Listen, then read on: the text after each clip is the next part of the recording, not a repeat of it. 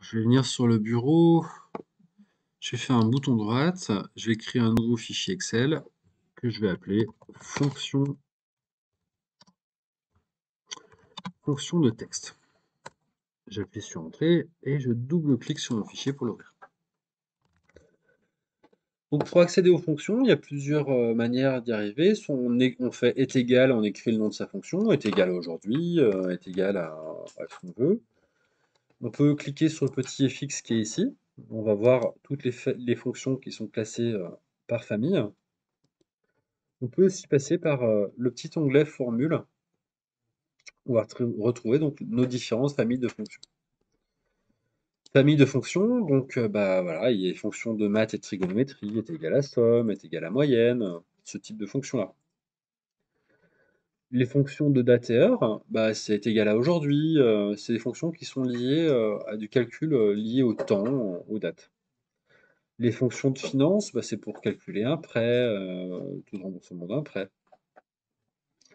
Recherche et référence, c'est pour de la base de données. On a vu bien évidemment les fonctions de logique aussi, hein, pour les si, les et, les ou, etc. Donc ça, c'est la logique. Alors, on a plusieurs familles de fonctions. Aujourd'hui, on va s'intéresser à la famille de fonctions texte.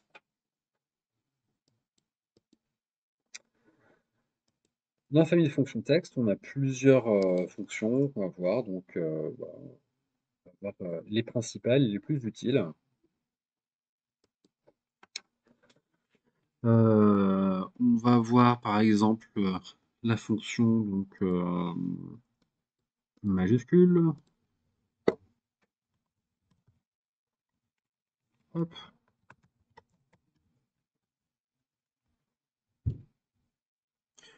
Alors voilà, vous avez un listing petit où vous avez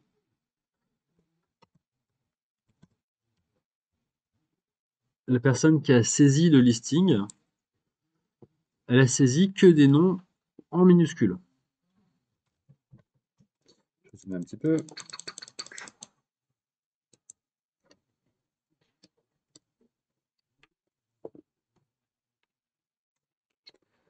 Rien de plus simple. Regardez comment je vais transformer ces noms de famille en majuscules. Est égal à majuscule. Je sélectionne. Là, il me dit donne-moi du texte. Alors, je vais lui donner la cellule A3. Je ferme la parenthèse. J'appuie sur Entrée. J'incrémente vers le bas. Ça a parfaitement fonctionné, hein. Nos noms maintenant sont en majuscules. Si vous êtes sur un fichier, bah, vous n'allez pas travailler avec deux colonnes.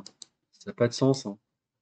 Vous avez envie de garder uniquement la colonne que vous avez modifiée. Ah tiens, si je mets petit roux par exemple, un nom de famille composé, évidemment les deux noms seront en majuscule. Alors je reviens à ce que je disais précédemment, donc si vous n'avez pas envie de garder les deux colonnes, ça rime à rien.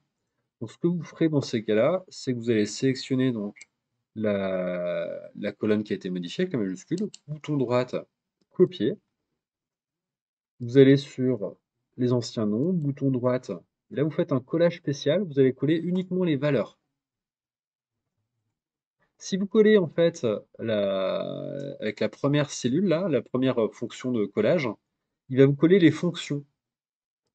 Donc ça ne marchera pas parce que en fait il va essayer de faire de coller la formule qui était là. Il va dire avant A3, il y a... Ah, attends, on va le faire avec un... Je vais décaler mes éléments, vous allez mieux comprendre.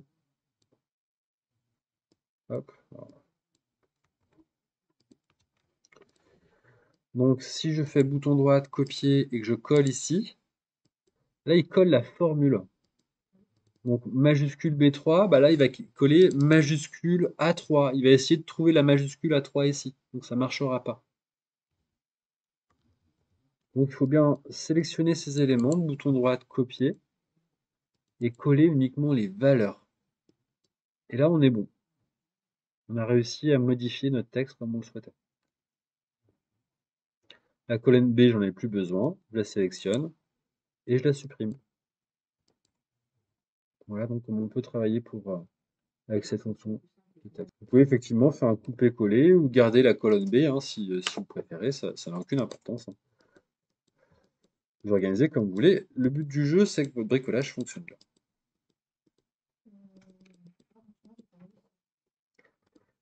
Est égal à majuscule.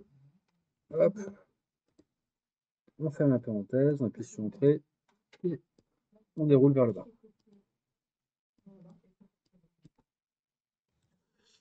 Alors par exemple, hein, pour illustrer un petit peu cet exemple, là j'ai un tableau avec des élèves, des notes, bon, peu importe. Donc je pourrais recréer une colonne en fait sur la droite. Je pourrais appeler écolier bis, bon, ça n'a pas d'importance, on la supprimera par la suite. Et je pourrais dire, bah voilà, est égal à majuscule. J'ai sélectionné donc A2, je ferme la parenthèse. Là, tous mes noms, tous mes prénoms seront, c'est des prénoms en l'occurrence, seront en majuscule.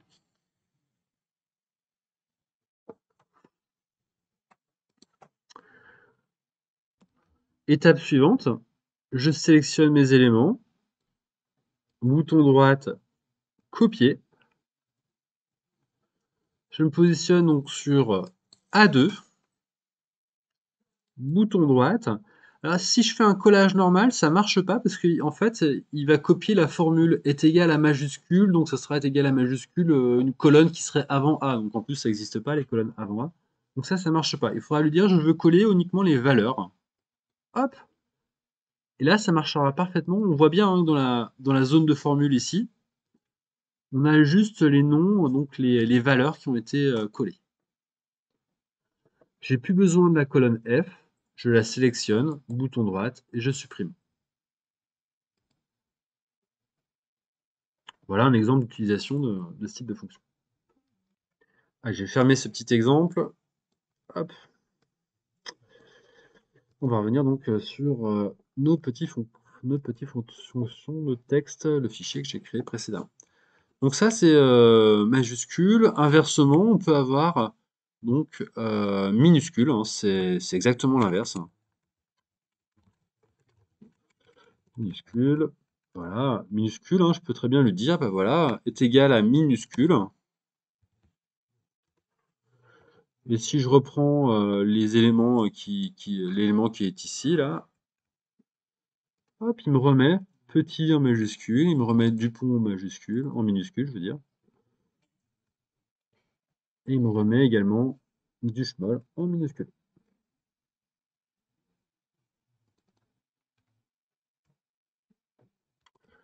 Donc on en prend juste un à l'intérieur, vous ne prenez pas les trois, vous prenez juste une cellule à l'intérieur.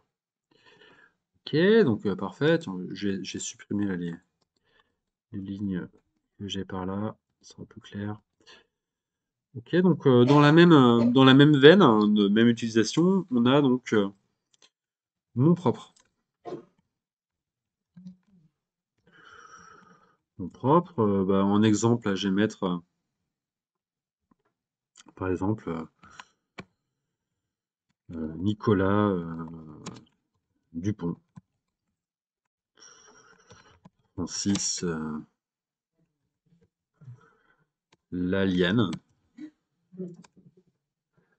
Excusez-moi, j'écris correctement, j'aurais pas dû faire ça là. Alors tu vois, des fois, je sais pas si vous avez déjà vu, mais dans certains fichiers, c'est écrit un petit peu. Alors des fois, il y a des personnes qui écrivent en majuscule, des fois, il y a des personnes qui écrivent un peu en minuscule. Euh, Ernest,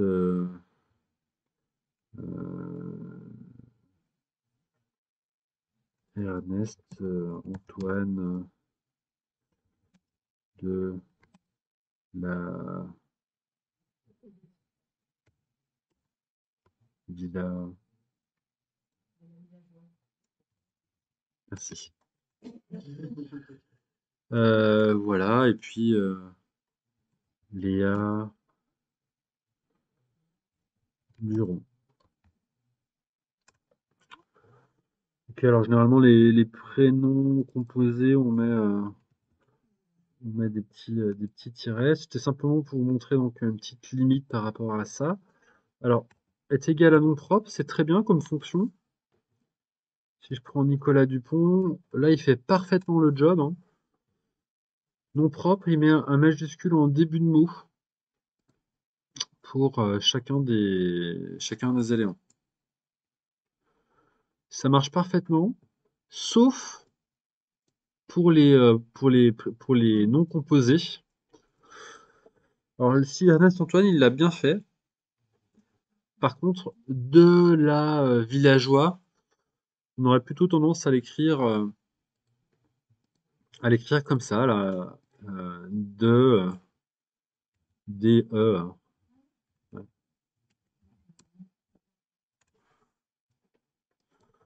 Alors, on va vérifier. Ernest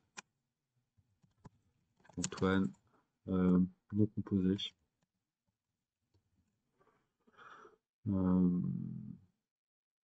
De la exemple. Bon, je vais essayer de vous trouver un exemple. Voilà, un exemple de nom à particules. Bernard de la Villardière. On voit bien le de est en minuscule. Alors ça, par contre, ouais, et le là est en majuscule. Ça, on ne sait pas le gérer donc sur Excel avec la fonction est égale à nom propre. Il sait pas la différence. Alors on pourrait, lui, chaque début de mot doit être en majuscule. On pourrait donc, on pourrait le modifier, notamment avec une autre fonction de texte, qui est la fonction substitut. Je vais mettre juste à côté d'Ernest Antoine de la Villageois. Et je vais dire, bah, voilà, par exemple, est égal à substitut. Là, il me dit, donne-moi du texte. Donc le texte, c'est Ernest Antoine de la Villageois. Point virgule, l'ancien texte, entre guillemets, bah, c'est de, en majuscule. Point virgule, et le nouveau texte, ça sera de en minuscule.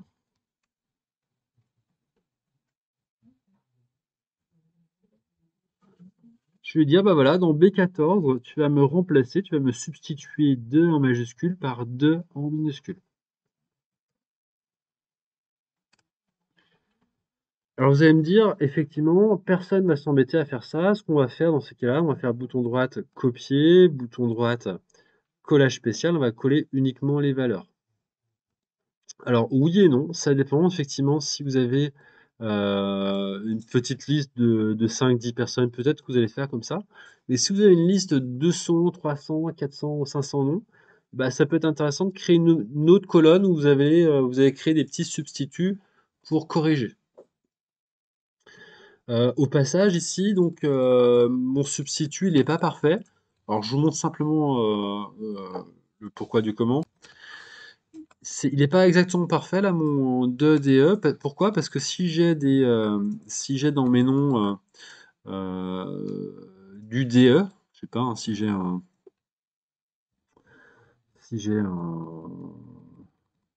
de la de la D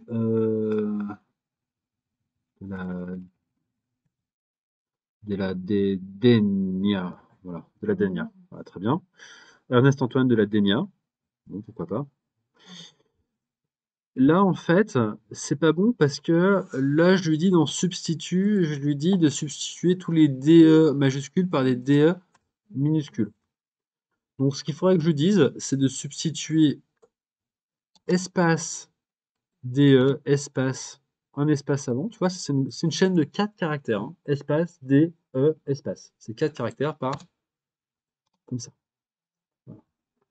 Là, ça marcherait parfaitement. Alors, c'est pas une petite subtilité, pardon, mais substitut, ça peut être très intéressant, notamment si vous travaillez sur le web. Substitut, oui, pardon, excusez-moi, un petit lapsus. Voilà. Si vous travaillez sur le web, par exemple, et vous faites des noms de fichiers d'images, je sais pas, par exemple, une écharpe, il faut une écharpe bleue. Mais sur les noms de fichiers, sur les noms d'images en particulier, on va dire, vous ne mettez jamais d'accent et vous ne mettez jamais d'espace. Donc là, on pourrait substituer tous les accents par tous les E accents par un E normal et tous les espaces par des petits tirets. Voilà. Substitut, c'est une fonction qui est assez utilisée, hein, contrairement à ce qu'on peut croire comme ça au premier coup d'œil. Donc là, en l'occurrence, je vous montre le coup avec l'écharpe, hein. Je peux lui dire, bah voilà, substitut. Je vais lui dire, je veux remplacer le et par un e.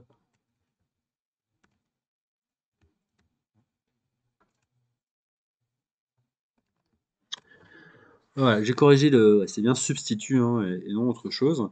Euh, donc là, en fait, pareil, hein, sur des fichiers d'images qu'on va mettre sur Internet, il faut éviter donc les accents et les espaces. Là, j'ai toujours un espace. Regardez comment je vais faire pour le retirer.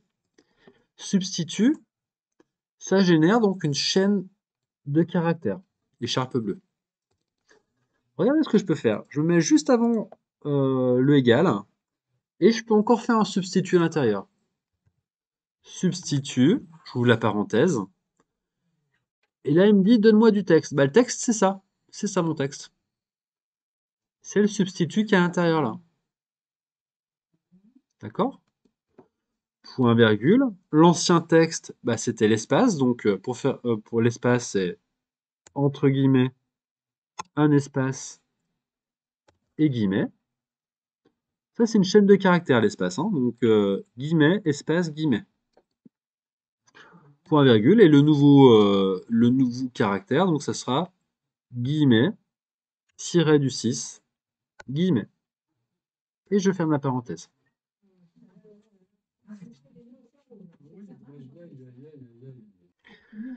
Et le résultat, ça devrait vous donner ça. Voilà un nom de fichier qui serait acceptable là, pour une image sur Internet.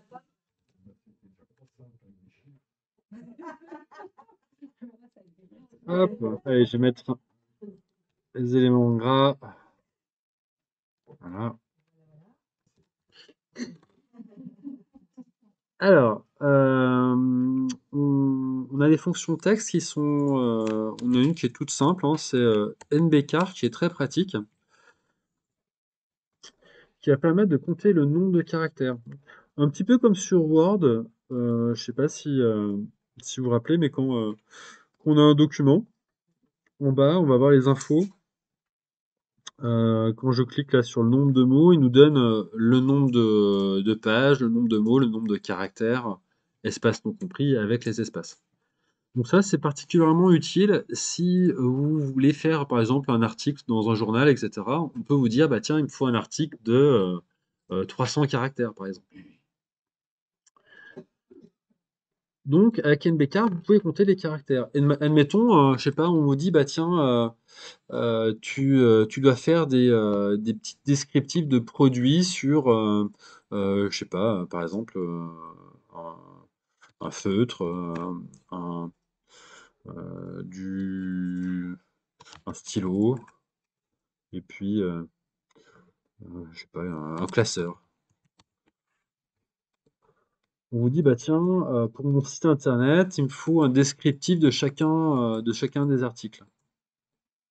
Donc là, on va voir, je vais créer une petite ligne, tiens. On va voir le produit, le descriptif, et on va utiliser la fonction NBCar pour compter le nombre de caractères.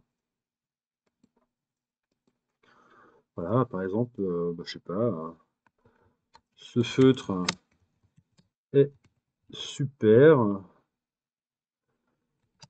ces couleurs sont très vives.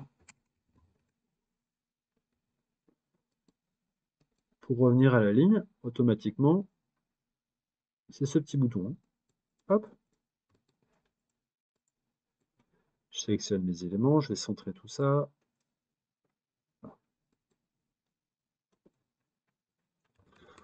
La formule NBchar va vous permettre de compter le nombre de caractères. Donc, est égal à NBchar. J'ouvre la parenthèse, il me dit, bah, donne-moi du texte, là. Bah, je vais lui donner donc la cellule qui est juste à côté, là. J'appuie sur Entrée, et il me dit, bah là, il y a 49 caractères. On m'avait demandé 75 caractères minimum, bah, je vais continuer à écrire un petit peu, du coup, ces couleurs sont très vives, et peuvent se laver à l'eau en cas d'accident. Hop, ça y est, j'ai 95 caractères, c'est bon. Impeccable. On pourrait éventuellement coupler ce compteur de caractères avec une petite mise en forme conditionnelle. Bah tiens, si c'est inférieur à 50 caractères, je mets du rouge. Si c'est supérieur à 120 caractères, je mets du rouge. Et si c'est compris entre 50 et 120 caractères, je mets en vert, parce que c'est ce que je veux, en longueur de descriptif. Voilà comment on peut utiliser un petit NBK, un compteur de caractères.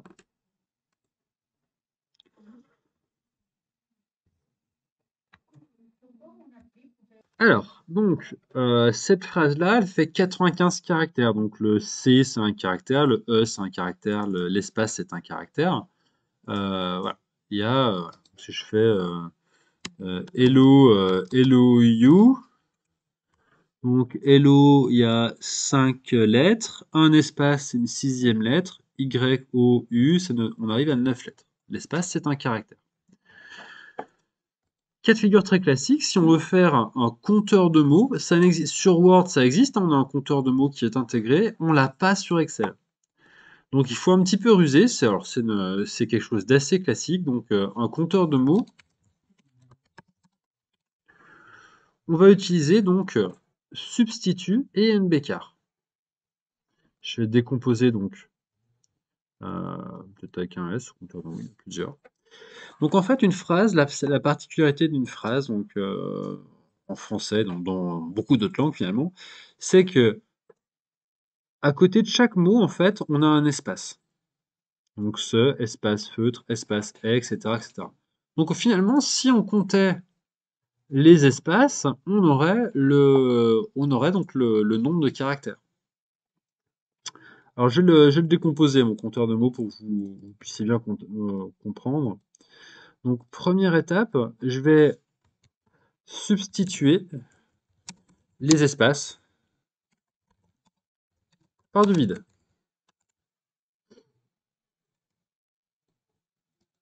Ok. Donc je veux dire est égal à substitut. Je vais prendre ce texte-là. Mon ancien texte était des espaces, donc guillemets, espace, guillemets. Et mon nouveau texte, donc ça va être deux guillemets. Je veux retirer les espaces. Et voilà donc ma phrase sans espace, à quoi elle ressemble. Je prends un petit retour à la ligne. Ces feux sont super, ces couleurs sont très vives et peuvent se laver à l'eau en cas d'accident. Ok, pourquoi pas. J'ai incrémenté vers le bas là, ma petite formule. Là, je vais lui dire maintenant, bah voilà, combien ça fait de caractères ça? Il me dit toujours ça fait 95, ça n'a pas bougé, hein, c'est pareil que ce qu'on a fait ici. Et ça, si je lui dis, bah voilà, combien ça fait de caractères? Ça fait 78 caractères. Il n'y a pas les espaces. Donc si je fais 95 moins 78, devinez quoi? Ça va être le nombre d'espaces qui est dans ma phrase. Et le nombre d'espaces qu'il y a dans ma phrase, bah, c'est le nombre de mots, plus ou moins le nombre de mots, hein, puisque bah là, hello you, il y a juste un espace, donc il y aura un seul mot, il faut que j'en rajoute un, parce qu'il n'y a pas d'espace à la fin, mais pas d'espace à la fin de ces phrases. Donc grosso modo, hein, si je lui dis, bah voilà, nbcar de ça moins nbcar de ça, plus 1, parce qu'il manque toujours un espace, il n'y a pas jamais d'espace en fin de phrase, Oups, je me suis trompé de sens ou pas là? Oui, c'est l'inverse, excusez-moi. Non, C23 moins D23. Alors, regardez ça. C'est n'importe quoi. Alors, NB quart de ça, moins NB quart de ça. Ah, pas ce que j'ai fait exactement. Plus 1. Bon, à la fin de phrase, on ne met pas d'espace. Donc c'est pour ça qu'il faut rajouter 1 à la fin. Et là, j'ai un compteur de mots qui est relativement opérationnel, on va dire. Alors, quand tu as des L apostrophe quelque chose, bon bah là ça va compter comme un seul mot. Mais grosso modo, on va vérifier hein, avec celui-ci, avec le stylo. En matière de stylo, 4 mots, 5, 6, 7, 8, 9. Parfait, ça fonctionne parfaitement. Voilà un petit compteur de mots. On peut le faire, bien évidemment, une seule formule. Donc, je dirais, bah voilà, combien il y a de caractères là-dedans, là, dans ma phrase initiale, moins NB quart. Le texte que je veux, bah, c'est substitut de ça, point virgule, je veux retirer les espaces, donc l'ancien texte et les espaces, guillemets, espace, guillemets, et le nouveau texte, c'est deux guillemets. Voilà mon compteur de mots, plus 1 à la fin, excuse-moi, effectivement, c'est bien vu. Voilà mon compteur de mots en une seule formule. Donc ça, c'est quelque chose d'assez classique que vous pouvez retrouver sur internet si un jour vous en avez besoin. Vous pouvez retrouver ça, NBCar et substitut, compteur de mots sur Excel. Vous retrouverez assez facilement ce type de formule. Alors dans ces fonctions texte, des choses qui peuvent être assez utiles, c'est les gauche, gauche et droite.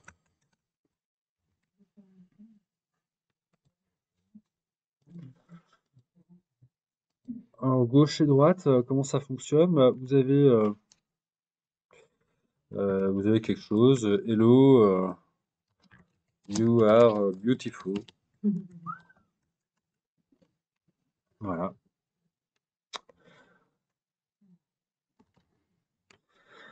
Alors gauche et droite, donc je peux lui dire par exemple, bah voilà, j'aimerais prendre, alors je vais écrire est égal à gauche. Là il me dit, bah voilà, donne-moi du texte. Je vais lui dire, tu prends à 28, point virgule. Là il me dit, combien de caractères tu veux? Hello, ça fait H, E, 2 L, O, 1, 2, 3, 4, 5. 5 caractères. 5, hop, j'appuie sur Entrée. Hello. Il m'a pris que les 5 premiers caractères à gauche. On peut faire pareil avec droite, est égal à droite.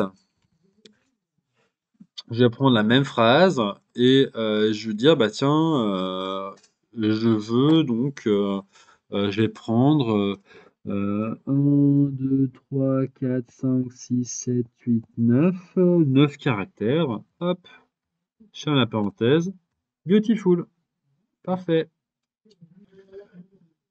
Si vous mettez un espace à la fin, évidemment, l'espace c'est un caractère, donc il va prendre Beautiful avec un espace à la fin. Un petit peu dans la même lignée, on a STXT. Hop. Donc si je reprends par exemple le mot beautiful.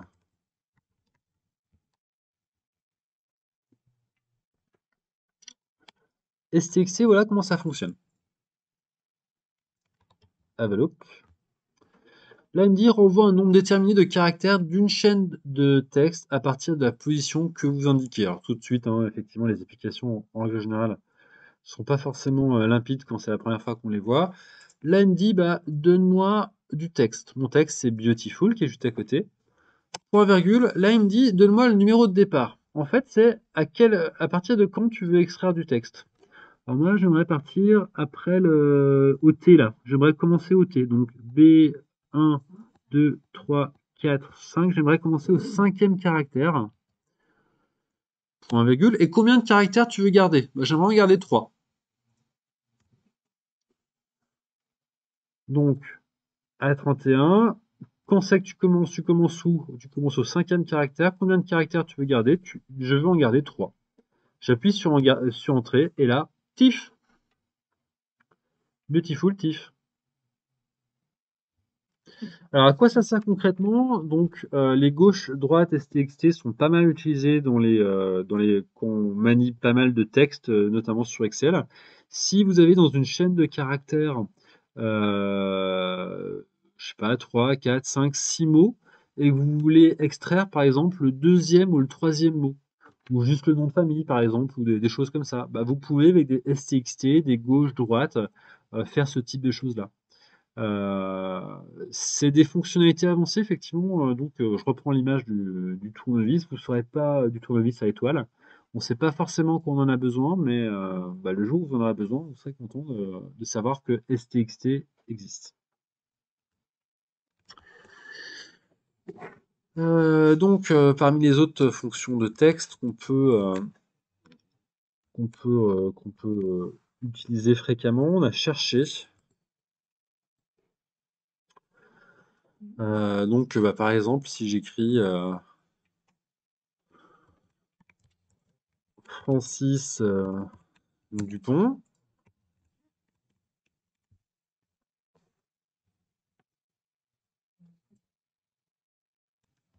alors, est égal à cherche, pardon, excusez-moi, tant pour moi. Donc, si je cherche, par exemple, je cherchais, par exemple, du point virgule, si je le cherche par ici, j'appuie sur Entrée. Là, il va me dire, Francis Dupont, ça commence au 9e caractère. 1, 2, 3, 4, 5, 6, 7, 8, 9. 9e caractère. Chercher. Ça, allez, je vous donne un exemple précis. Bah, vous avez un listing, on revient à nos personnes un petit peu avec des particules. Vous avez un listing où vous voulez identifier toutes les personnes où il y a une particule. Et ben, c'est possible, hein, vous faites un cherche. Donc, on va voir Francis Dupont, on va voir Ernest de la Villageois, on va voir Francis Laliane, bien sûr. On a Laurent de la House, un budget, si vous connaissez.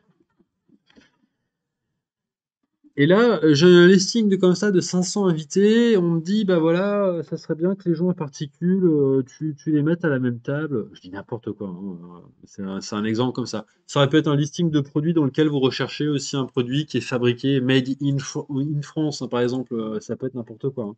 Bon, bref, dans notre exemple précis, on cherche toutes les personnes qui ont un nom à particules qui commence par de. Voilà, alors, est égal à cherche. Le texte recherché, donc, c'est de. Alors, éventuellement avec un petit espace si on veut éviter les confusions avec les personnes qui ont DE dans leur nom de famille. Point virgule, et je recherche donc ici. Je ferme la parenthèse, j'appuie sur Entrée. Quand il n'y a rien, s'il n'y a pas DE, il va me marquer une valeur d'erreur. Mais par contre, s'il le trouve, il met, bah voilà, j'ai trouvé au 7e caractère. Et si j'ai trouvé au 8e caractère. Donc j'ai su, là je peux trier maintenant, je peux faire un tri et toutes les personnes qui ont une particule, bah, je pourrais les identifier et les sortir de mon listing. Pourquoi 8? Donc, bah parce qu'en fait, le 2 de la hausse, là, il tombe sur le 8e caractère. L, 1, 2, 3, 4, le R, 5, 6, 7, 8. Voilà. Je cherchais espace de espace. Parce qu'effectivement, il y a certains noms de famille, de Laplace, par exemple, commencerait par DE. Donc, il faut bien que ce soit espace DE, espace après, pour bien qu'on identifie uniquement la particule.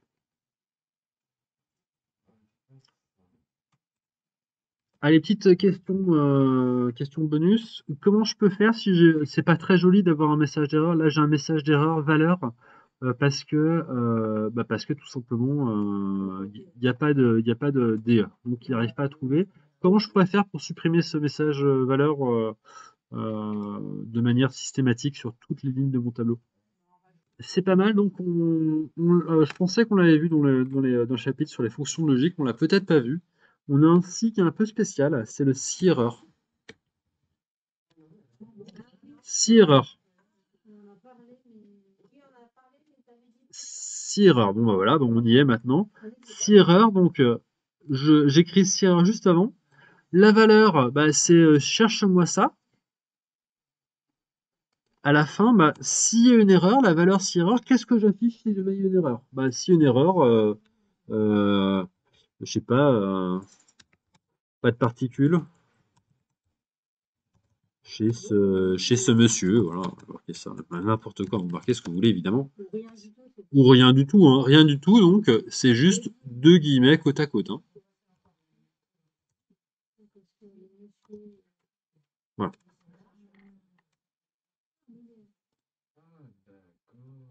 Voilà un si erreur. Je remplace l'erreur par ce que je veux. On va s'intéresser au supre. Non, c'était cherche, hein, excusez-moi, je suis trompé. On va s'intéresser au supre space. On a épurage aussi qui fonctionne un petit peu de la même logique, hein, dans la même logique. Subspace et épurage. Ces deux fonctions donc, de texte, hein, toujours, on est sur ce chapitre de texte.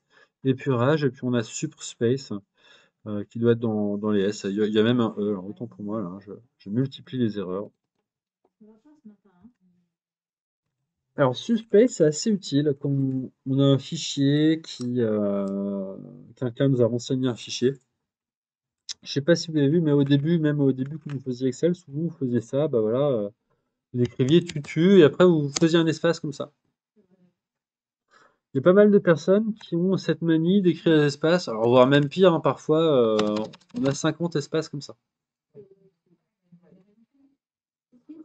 Ça arrive, hein, ça arrive. Le problème, c'est que si on fait des recherches, par exemple, si je dis, bah voilà, si c'est égal à tutu, et bah tu fais 5%, ou si on fait des sommes si, donc si les personnes ont la carte professionnelle, tu leur fais 3%, etc. Bah, si on cherche tutu, ou si on cherche tutu avec un espace, c'est pas pareil. C'est deux choses différentes. Donc dans les fichiers, il faut vraiment faire attention à ne pas mettre, à éviter ce type de choses avec trop d'espace à la fin.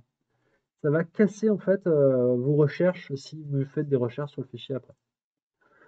Pour supprimer donc, alors je vais faire aussi pour un nom composé, je sais pas, Laurent, là je fais trois espaces comme ça, Laurent Duc, voilà. Donc pour supprimer ces espaces en trop, il y a la fonction subspace. On a la fonction épurage qui est un petit peu pareil avec les caractères spéciaux, c'est un peu dans la même logique. C'est très simple, hein. Est égal à subspace. Je sélectionne le texte qui est à côté, je ferme la parenthèse,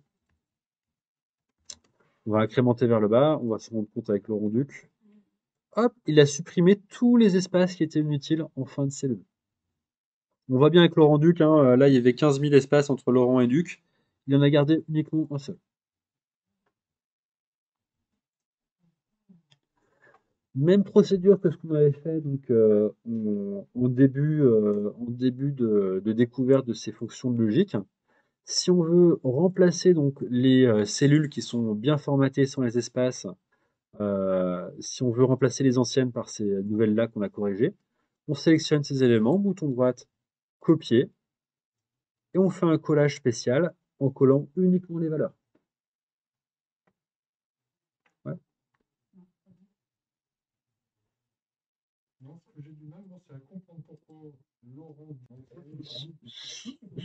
Subspace, il va supprimer les espaces inutiles.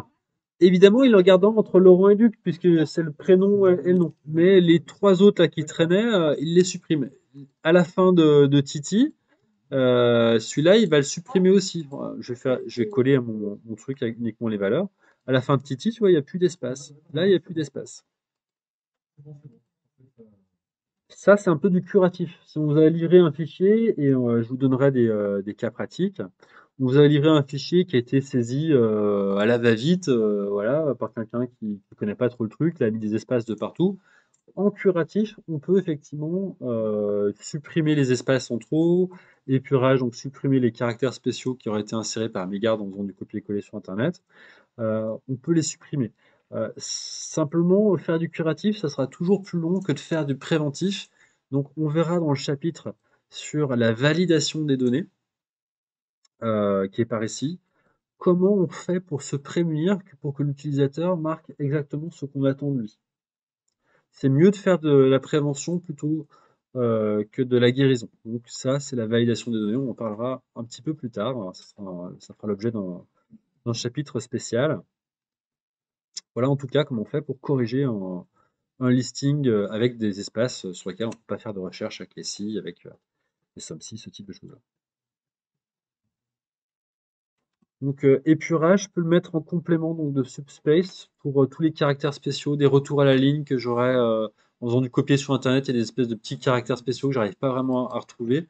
On peut essayer d'utiliser épurage et on peut l'utiliser comme ça. Donc j'épure ce texte qui a été généré ici. On peut imbriquer les deux, c'est possible, hein. Alors, soit l'un avant, soit l'autre après, dans le sens que vous voulez, ça aura la même incidence. Ou vous le faites en deux temps, bref. Voilà. On va s'intéresser à car, à la fonction car. Donc la fonction car, moi pour le coup, voilà comment ça marche. J'écris est égal à car. Et là, il me dit donne-moi un nombre. Je sais pas, je vais lui donner par exemple 126. Je ferme la parenthèse. J'appuie sur entrée. Et il me dit bah tilde. Bon, je vais lui demander car 100, on va voir. Il me dit que c'est un D. En fait, chaque caractère a un code spécifique dans Excel. Et pour voir ce code, alors je vais faire une petite liste. Je vais écrire 1, je vais écrire 2. Je vais incrémenter vers le bas comme ça. Là, tu vois, j'ai incrémenté une suite d'une centaine de numéros. Et là, je vais écrire est égal à car. Il me demande un nombre, donc je vais lui donner le nombre que je vais écrire juste à côté. Je ferme la parenthèse. J'incrémente vers le bas par là. Et en fait, on va voir la liste, la suite des numéros. Donc, voilà, on voit que le caractère 0, c'est 48, car 48. Le A majuscule, c'est car 65. Le car, voilà, les minuscules, bah, c'est 97, c'est un petit A minuscule, etc., etc. Donc ça correspond au code de caractère. Voilà, donc à quoi ça va servir, me direz-vous? Bah, par exemple, ça peut servir pour générer de manière aléatoire des mots de passe. On peut utiliser ce type de formule. Bon. Voilà pour la fonction car. Alors, le dernier caractère là qui est enregistré, c'est le caractère 255. C'est un Y avec des trémas. Voilà, on a des lettres norvégiennes, des choses comme ça. Voilà. On a toutes sortes de caractères différents qu'on peut utiliser dans Excel.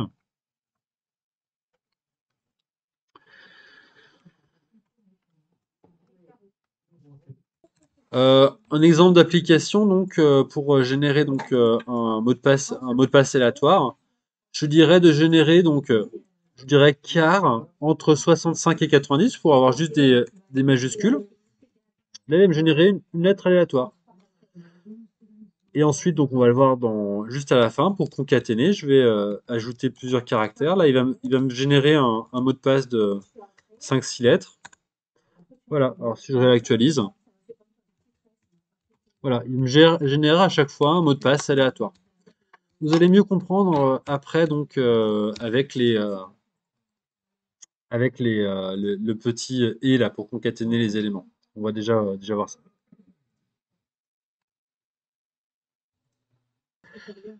Donc là, tu vois, chaque élément, par exemple, le quart 71, ça correspond à un G.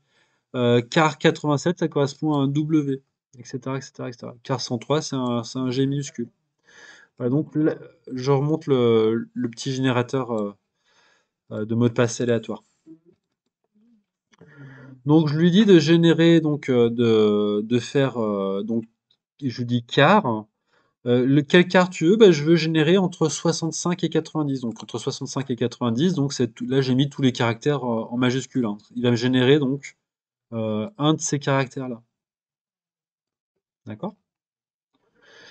Et donc le reste de la formule, je lui dis, bah voilà, et j'en veux un deuxième, et j'en veux un troisième. Donc ça, ce petit et commercial, c'est concaténé, c'est ce qu'on va voir dans un instant. Donc on va voir ce fameux concaténé, puis on aura déjà eu une bonne vue d'ensemble de ces fonctions texte. Voilà, fonction, je vais marquer les fonctions courantes. Fonction texte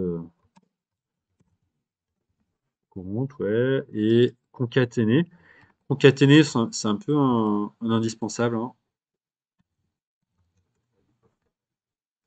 Et on va voir donc comment ça fonctionne. J'ai marqué une petite liste de noms, prénoms, et voilà, peut-être un chiffre d'affaires aussi, puis on va s'entraîner un petit peu à faire du concaténé. Donc voilà, prénom, nom, nouvelle feuille. Alors voilà, on a notre petit listing de commerciaux ou d'humoristes, ouais, ça pourrait être des humoristes, qui ont fait un certain chiffre d'affaires, enfin, leur spectacle a généré un certain chiffre d'affaires. Euh, voilà, alors on va travailler donc concaténer juste au petit préalable, hein, pour se remettre un petit peu euh, en bouche, entre guillemets, ce qu'on vient de travailler. On va essayer donc, la première étape, on va essayer donc d'harmoniser un petit peu ce fichier. Là, on voit, il y a des choses qui sont écrites tout en majuscules, d'autres qui sont écrites, enfin, c'est tout mélangé, c'est écrit un peu n'importe comment. Donc, la première étape, on va essayer de corriger un petit peu ce fichier, de le retravailler un petit peu correctement. Donc, les prénoms, la première lettre en majuscule et le nom de famille, on va mettre tout en majuscule, hein. Alors, donc, voilà, hein, je crois que vous étiez arrivé sans doute. Nom propre, je sélectionne nom propre, je vais chercher Adam, je ferme la parenthèse. Prenez bien soin de lire votre mode d'emploi. Mettez pas de point-virgule si on vous demande pas de point-virgule. Suffit de lire le mode d'emploi, hein. C'est pas plus compliqué que ça ne doit l'être. Voilà, hop. Les, euh, les majuscules est égal à majuscule pour le nom de famille. Je ferme la parenthèse, j'appuie sur Entrée. Je peux incrémenter en double-cliquant également, ça marche très bien. Je sélectionne tous mes éléments, bouton droite, copier. Je me positionne sur A2, bouton droite, collage spécial. Je veux garder uniquement les valeurs. J'ai plus envie de conserver les formules, d'ailleurs ça ne marcherait pas, hein. Je garde uniquement les valeurs. Hop, je sélectionne les colonnes qui ne m'intéressent plus et je les supprime. Parfait, voilà un fichier qui est bien présenté. Euh, voilà, c'est cohérent, tous les prénoms sont avec une majuscule au début, tous les noms de famille sont tout en majuscule, c'est parfait, ça me va bien. On va donc maintenant s'intéresser à la concaténation.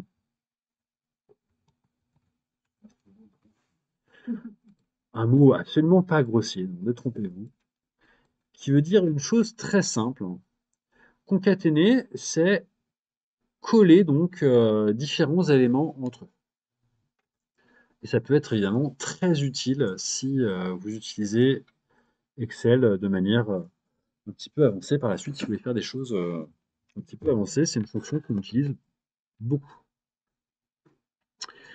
Par exemple, voilà, j'aimerais dire, bah tiens, j'aimerais avoir le nom et le prénom qui soient dans la même cellule. Évidemment, hein, si je fusionne, ça ne marche absolument pas, il va garder uniquement la cellule de gauche, Adam, ça marche absolument pas. Si je veux donc avoir les 2 éléments dans la même cellule, il faut que je fasse une concaténation. Moi, je vais faire est égal. Il y a plusieurs moyens de faire de concaténer. Je vais vous montrer la première méthode qui est la plus simple, à mon sens. Je clique donc sur A2 et B2. A2 et B2. Donc l'esperluette, là, le et commercial, c'est un symbole que vous avez sur la touche 1 de votre clavier. A2 et B2. On peut aussi utiliser la fonction concaténer, ça revient strictement au même. Donc si j'écris est égal à concaténer, là il me dit donne-moi le premier texte. Bah, le premier texte c'est Adam, point virgule. Là il me dit donne-moi le deuxième texte. Bah, le deuxième texte c'est brosse. Je ferme la parenthèse. Ça revient strictement à la même chose. Alors la fonction concaténer, elle va être intéressante si vous avez des très longues chaînes de caractères. Si par exemple en A2 vous avez un début de poème qui fait 25 lignes, là vous avez un truc qui fait je sais pas, 500 caractères. S'il y a un très grand nombre de caractères, concaténer fonctionnera et pas les et commerciaux, là, les esperluettes, ça fonctionnera pas. Bon, la plupart du temps, on ne fait pas trop de poésie. Alors, si ça peut arriver, on peut faire de la poésie sur Excel, pourquoi pas, mais c'est pas forcément ce qu'on fait le plus souvent. Pour ma part, je trouve que c'est quand même beaucoup plus simple et rapide d'écrire avec les et commerciaux. Le résultat est le même, hein, c'est si vous arrivez l'une méthode, vous arriverez l'autre méthode, et pour l'instant, je vais donc montrer avec cette méthode des commerciaux. Donc, en fait, on colle, concaténer, c'est coller 2 éléments. D'ailleurs, hein, donc si j'ai 1 là en A1 et si j'ai 1 donc en pas en 1, en A8 pardon, excusez-moi, et si j'ai 1 en B8, si je dis est égal à ça plus ça, bon bah là aucune surprise, hein, ça fait 2. Hein. A8 plus B8, ça fait 2. Et par contre, quand Jean-Claude Van Damme nous disait que 1 plus 1, ça faisait 11, bah finalement, il avait peut-être pas forcément tort, il voulait peut-être parler de concaténer. Hein. Si je fais 1 et 1, là je colle les 2 éléments côte à côte. Donc ça fait bien 11. 11, bravo Jean-Claude. Il était en avance sur son temps, effectivement. Voilà donc la différence entre une addition classique et concaténer.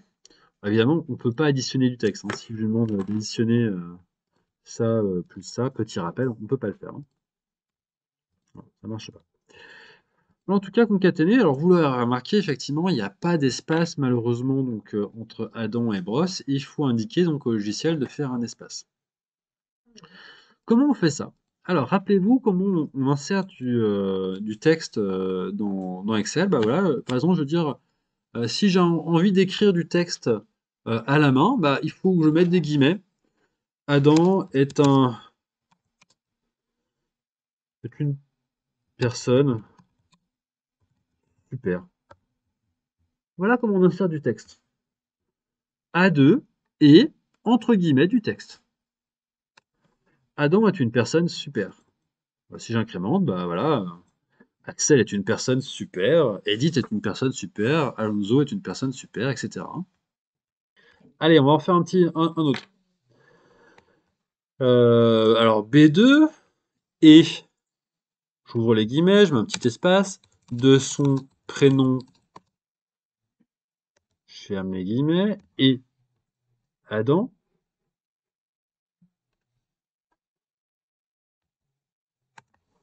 Brosse de son prénom Adam,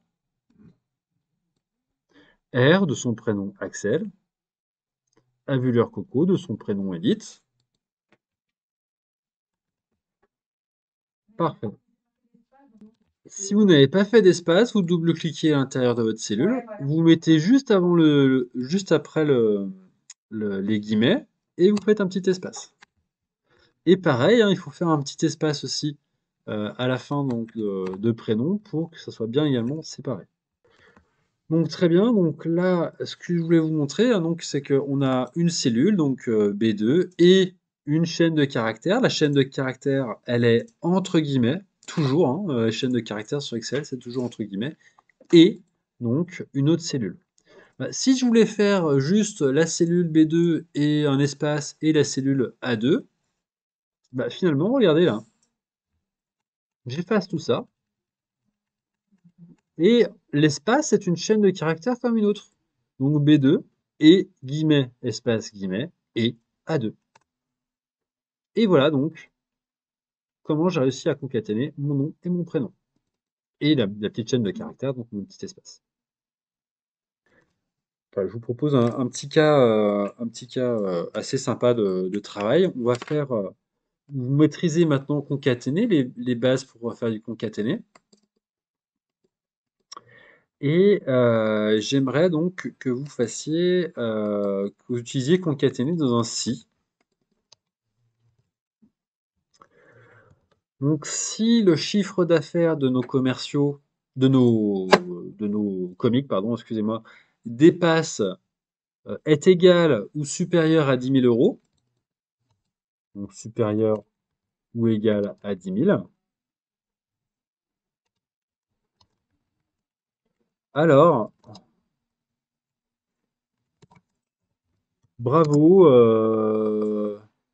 bravo machine, vous avez gagné un voyage à Acapulco. Dans le cas contraire, désolé machin, vous avez perdu. Bon, à la place de machin et machine, hein, vous mettez le prénom et le nom, par exemple, hein. Désolé, prénom, d'accord? Voilà, prénom, on peut mettre prénom et nom, voilà.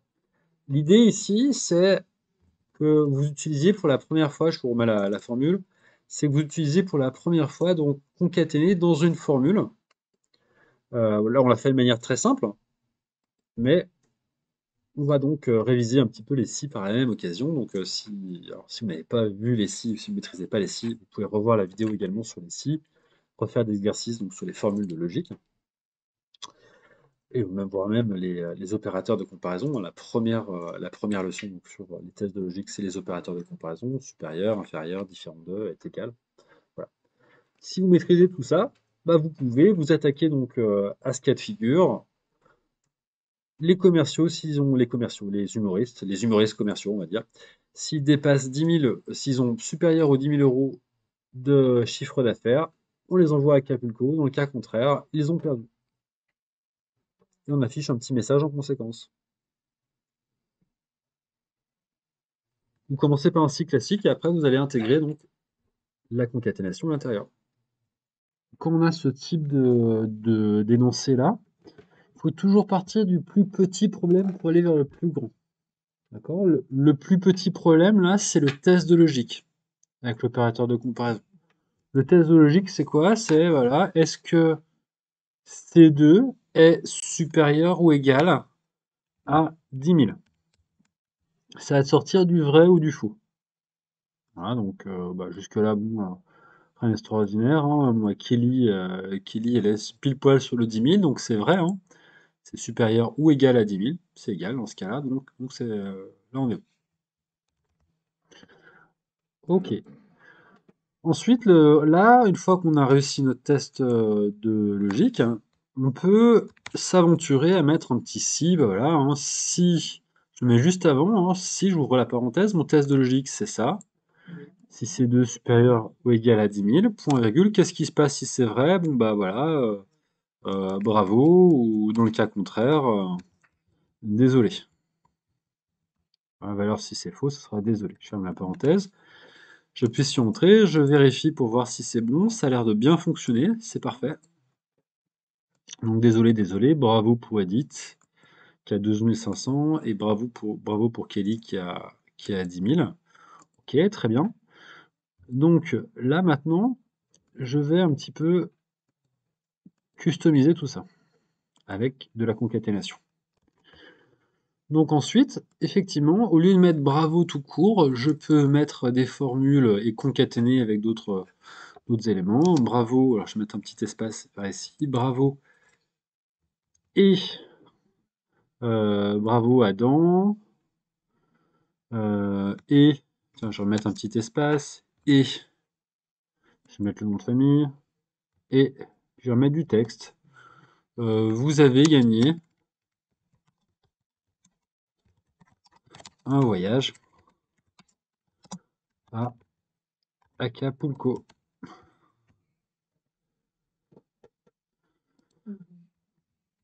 Voilà, bravo, avec un petit espace à la fin, entre guillemets, et A2, et un espace, et B2, et vous avez gagné un voyage à Acapulco. Dans le cas contraire, ça sera désolé. Alors j'aurais pu faire, dans le cas contraire, hein, pareil, hein, j'aurais pu faire désolé, hop, un petit espace et Adam, et vous avez perdu. Tu as le tutu.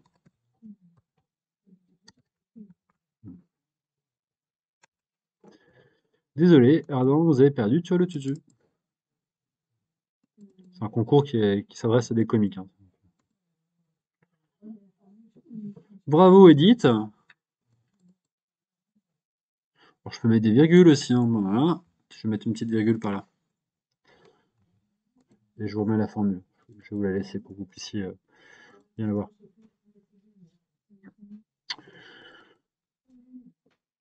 Attends, je vais la simplifier, je vais retirer le nom de famille, ce sera plus simple. Ouais. Bravo, chaîne de texte, et le prénom là, et A2, et une virgule, un espace, vous avez gagné un voyage à Acapulco. Dans le cas contraire, désolé, et A2, vous avez perdu, tu as le tutu.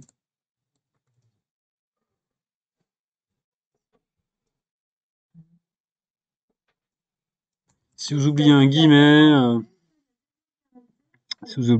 évidemment, ça ne fonctionne pas. Il faut bien que la chaîne de caractères soit délimitée par des guillemets. Bravo, et A2, et vous avez gagné. Voyage à Acapulco. En cas contraire, désolé, et A2, et vous avez perdu. Donc fonction texte, il y a une fonction de texte qui est très utile également quand on fait de la concaténation, quand on fait ce type de choses-là, c'est la fonction qui s'appelle texte. Alors on va créer une nouvelle feuille pour découvrir un petit peu cette fonction. Je vais zoomer un petit peu. Donc admettons, vous avez plusieurs infos, je sais pas, par exemple date, ville,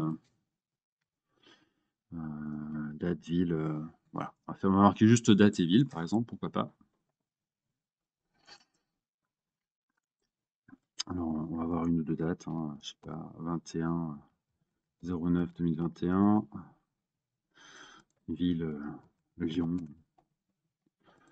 Hop, on va avoir deux, trois villes comme ça. C'est ce qu'on pourrait imaginer, une partie d'un fichier de facturation, par exemple, qu'on pourrait imaginer, qui pourrait se décomposer comme ça.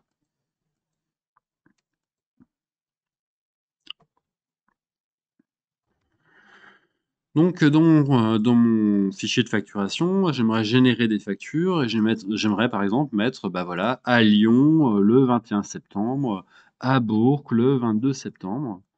Alors, on va essayer de le faire en faisant un petit peu en faisant une petite concaténation toute simple, hein.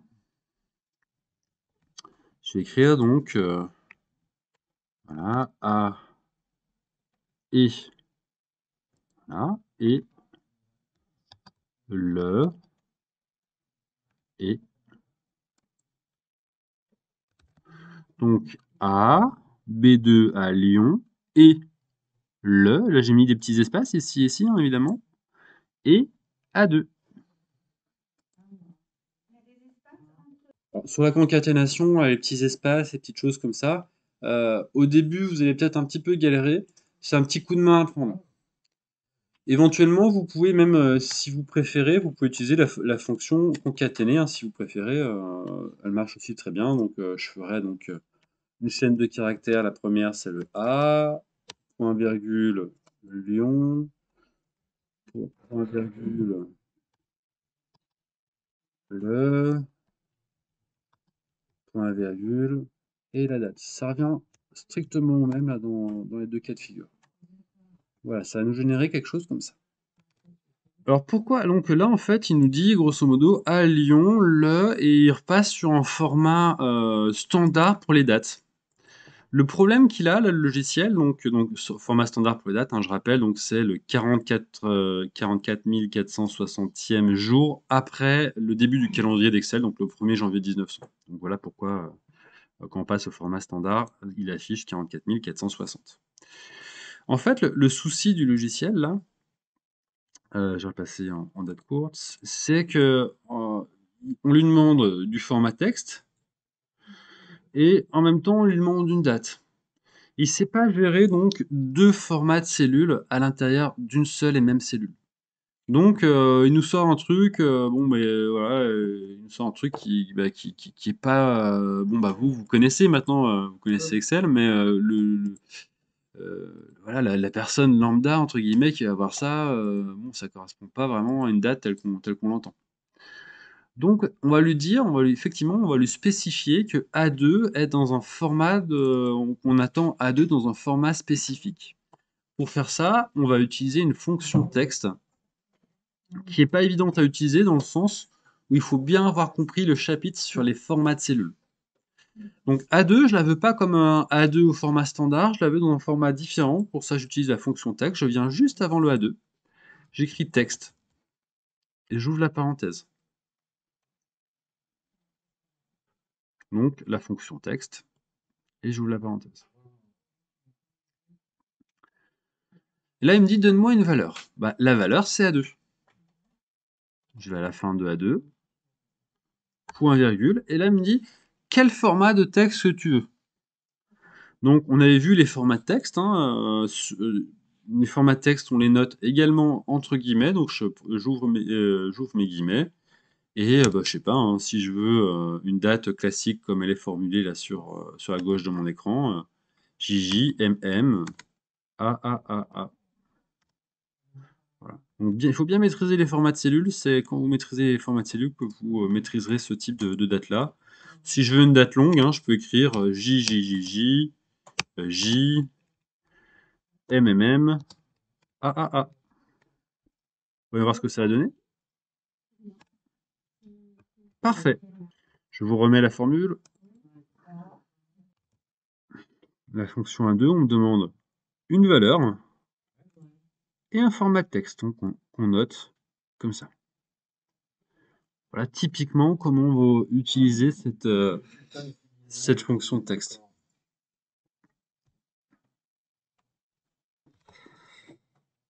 Voilà donc pour cette fonction texte.